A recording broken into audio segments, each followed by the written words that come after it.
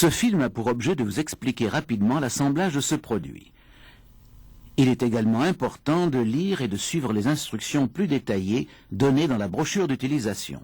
Ne pas respecter ces instructions et consignes d'utilisation risque d'entraîner un accident ou d'endommager votre matériel. En raison des perfectionnements que nous apportons constamment à nos produits, le dispositif présenté ici peut légèrement être différent du vôtre. Merci de votre achat d'un système de filtrage et de génération de chlore Intex pour la désinfection de votre piscine. Ces instructions portent spécifiquement sur les systèmes Intex modèles 8221 et 8231. Pour installer votre système, munissez-vous du matériel suivant.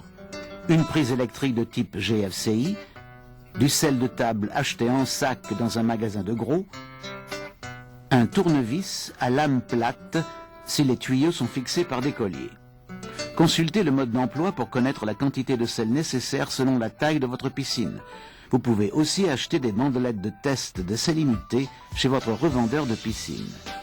Faisons rapidement l'inventaire des principaux composants du générateur. La cellule électrolytique produit le chlore lorsque l'eau salée passe entre les plaques de titane se trouvant à l'intérieur. Le capteur de débit protège la cellule électrolytique en régulant le débit d'eau. La commande électronique et alimentation électrique est munie de 2 boutons de programmation de la durée de fonctionnement et d'un écran d'affichage de la durée de fonctionnement et des codes d'alarme. La pompe de filtrage Intex de 7570 litres à l'heure. Cette section concerne l'installation de générateurs sur des piscines de 4,9 mètres ou moins. Si votre piscine est plus grande, faites défiler la cassette jusqu'à la section suivante. Installez votre système sur la piscine vide. Commencez par repérer les raccords des tuyaux de 32 mm de diamètre de la piscine. Vérifiez que les raccords rigides sont bien en place à l'intérieur des mamelons. Si ce n'est pas le cas, enlevez les bouchons éventuels et introduisez les petits raccords à crépine fournis avec le générateur de chlore Intex. Déballez ensuite les valves à plongeur. Dévissez les grands raccords à crépine et jetez-les. Vous n'en aurez pas besoin sur une piscine de cette taille. Faites attention de conserver les rondelles décolletées noires des valves à plongeur. Munissez-vous de ces 2 adaptateurs B et fixez-les sur le raccord union de chaque valve à plongeur. Vérifiez que les 2 valves sont bien fermées. Fixez les valves à plongeur munies des adaptateurs B sur les raccords des tuyaux, puis branchez les tuyaux sur les valves. Branchez les tuyaux sur le système de filtrage et de génération de chlore en reliant le tuyau le plus bas au moteur de la pompe. Branchez ensuite l'autre tuyau sur la cellule électrolytique. Vérifiez tous les branchements. Vous êtes désormais prêt à remplir la piscine et à ajouter le sel.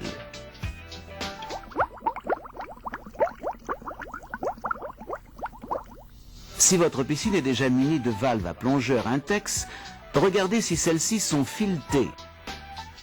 Si tel est le cas, vous pouvez procéder sans avoir à vider la piscine. Fermez les 2 valves à plongeur et débranchez les tuyaux de la vieille pompe de filtrage. Branchez les tuyaux sur le système de filtrage et de génération de chlore en vérifiant que le tuyau le plus bas est celui relié au moteur de la pompe, l'autre tuyau étant branché sur la cellule électrolytique. Pour installer le système sur toutes les autres piscines à raccord de 38 mm de diamètre, commencez par vider la piscine jusqu'à ce que l'eau arrive en dessous des raccords. Retirez les pièces de raccordement préexistantes et installez les nouvelles valves à plongeur fournies avec votre système de filtrage et de génération de chlore. Dévissez la grande crépine filetée de chaque valve à plongeur.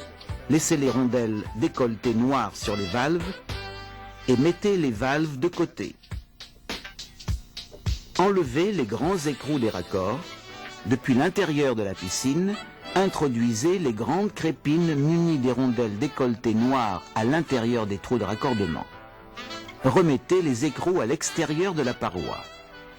Serrez les écrous à fond avec la main. Rebranchez maintenant les valves à plongeur sur les raccords à crépine, avec les rondelles décolletées en place. Vérifiez que les 2 valves sont en position fermée. Branchez les tuyaux sur les valves à plongeur. Branchez ensuite les tuyaux sur le système de filtrage et de génération de chlore, en vérifiant que le tuyau le plus bas est celui relié au moteur de la pompe, l'autre tuyau étant branché sur la cellule électrolytique. Vous êtes désormais prêt à remplir la piscine et à ajouter le sel.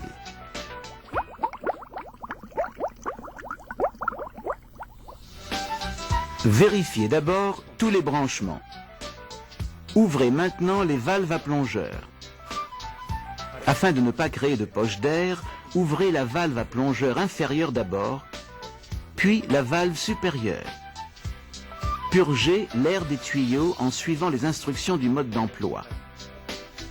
Le purgeur d'air se trouve en haut de la tour de filtrage. Un autre purgeur d'air se trouve juste au-dessus du raccord du tuyau de moteur. Vous êtes désormais prêt à ajouter du sel dans la piscine. L'ajout de sel à l'eau de la piscine la transforme en un électrolyte. Lorsqu'un faible courant électrique est appliqué aux plaques en titane de la cellule électrolytique, une réaction chimique se déclenche et produit du chlore. Vous n'avez plus besoin d'acheter de chlore pour votre piscine. Pour déterminer la quantité de sel à ajouter, consultez le tableau du mode d'emploi.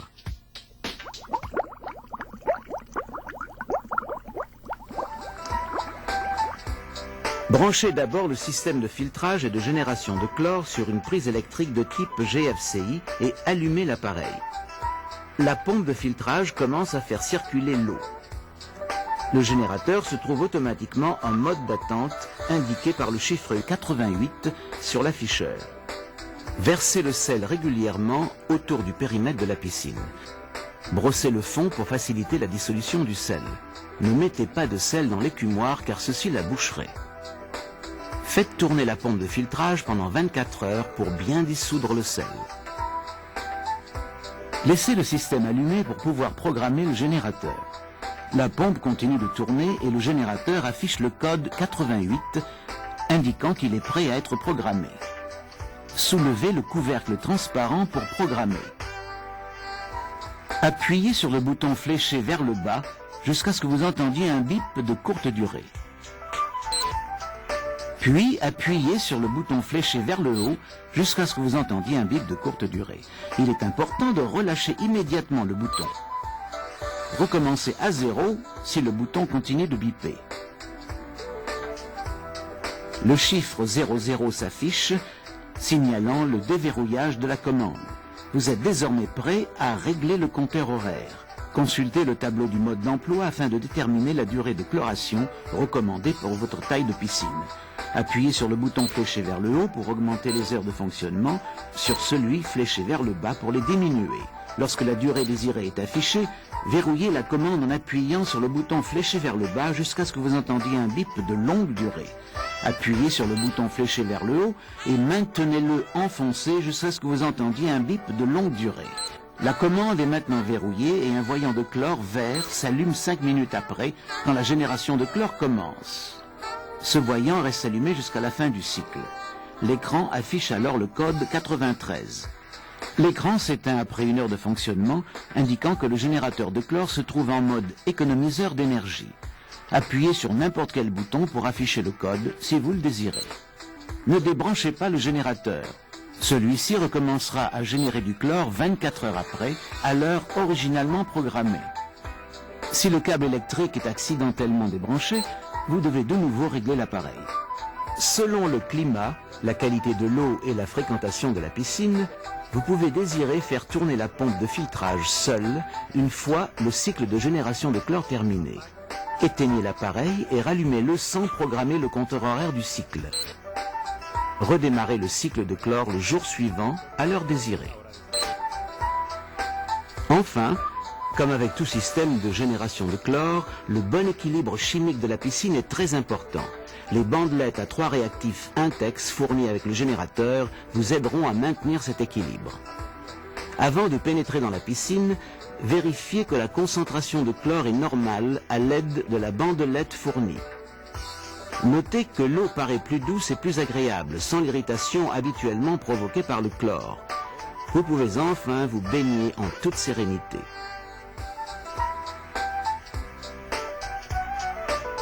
La génération de chlore est interrompue lorsque l'appareil détecte un faible débit d'eau ou bien une salinité insuffisante ou excessive. Un voyant lumineux se met à clignoter et une alarme retentit pendant une période maximum d'1 heure. puis l'appareil s'éteint. Redémarrez le générateur comme expliqué précédemment. Un code chiffré clignotant indique la raison de l'arrêt. Référez-vous aux instructions du mode d'emploi pour résoudre le problème. Le voyant de bas débit et le code 90 signalent un débit d'eau insuffisant ou absent. Ce problème peut résulter d'un mauvais branchement, de l'inversement de la circulation d'eau, d'une obstruction dans un tuyau, de la fermeture d'un tuyau ou de l'arrêt de la pompe de filtrage. Le code 91 signale une insuffisance de sel. Consultez le mode d'emploi pour ajouter la quantité de sel nécessaire. Ne démarrez pas le générateur avant que le sel ajouté ne soit complètement dissous. Le code 92 signale un excès de sel. Cette situation ne peut être résolue qu'en vidant partiellement la piscine et en ajoutant de l'eau douce.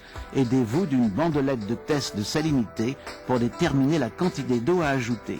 Si le voyant de service rouge s'allume, contactez un réparateur Intex. Votre générateur de chlore demande très peu d'entretien car la cellule électrolytique a un cycle auto-nettoyant.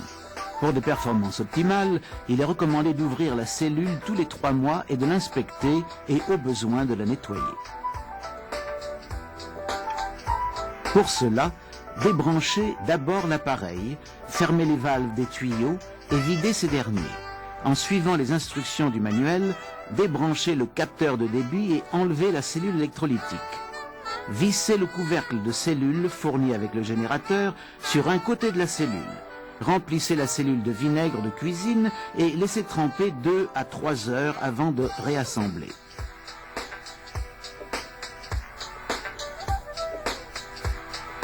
La pompe évacue les petites particules de l'eau à un débit modéré de 7570 litres par heure. La cartouche filtrante a une durée d'efficacité de 2 semaines. Après cette période, inspectez-la pour voir si elle doit être remplacée. Débranchez d'abord le cordon électrique, puis fermez les 2 valves.